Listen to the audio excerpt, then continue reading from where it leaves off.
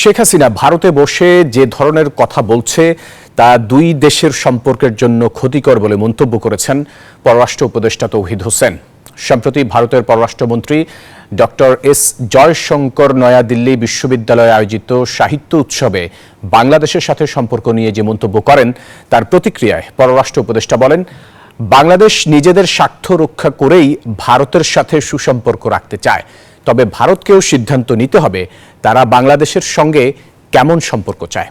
বাংলাদেশের একটি এনজিওকে $29 মিলিয়ন সহায়তা দেওয়ার বিষয়ে তিনি বলেন, এমন কোনো তথ্য পররাষ্ট্র মন্ত্রণালয়ের কাছে নেই।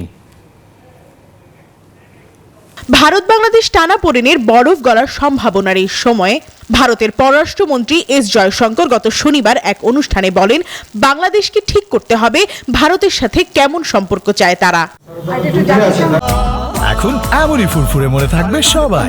বসুন্ধরা টয়লেট্রিজ, ফুরফুরে মন সারাক্ষণ। তার এমন মন্তব্যের বিপরীতে রবিবার এক ব্রিফিংয়ে পররাষ্ট্র উপদেষ্টা মোহাম্মদ তৌহিদ হোসেন বলেন, নিজেদের স্বার্থ রক্ষা করেই ভারতের সঙ্গে সুসম্পর্ক রাখতে চায় বাংলাদেশ, কিন্তু বাংলাদেশের সঙ্গে কেমন সম্পর্ক চায় ভারত এ বিষয়েও ভারতকেই সিদ্ধান্ত নিতে হবে।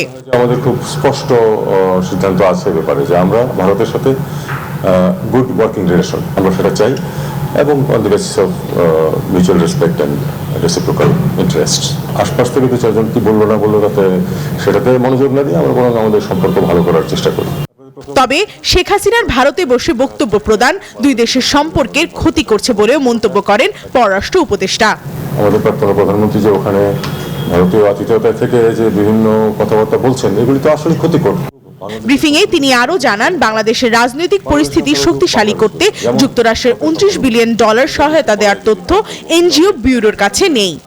29 বিলিয়ন সম্বন্ধে আমাকে এখন যদি আপনারা কিছু জিজ্ঞেস না করেন তাহলে ভালো। আপনারাও খুব বেশি তথ্য জানেন না সম্বন্ধে, আমি তার থেকেও কম জানি, কারণ আমার কাছে কোনো স্পষ্ট তথ্য নেই যে কাকে টাকা দেওয়া হয়েছে এবং কে সেটা খরচ করেছে। আমাদের যে এনজিও বিষয়ক ব্যুরো তারা কিন্তু বলেছে যে এরকম কোনো এন্ট্রি তাদের নাই। এবং আগামী মার্চে জাতিসংঘের মহাসচিব বাংলাদেশ সফরে আসছেন, এই বিষয়টিও নিশ্চিত করেন পররাষ্ট্র উপদেষ্টা।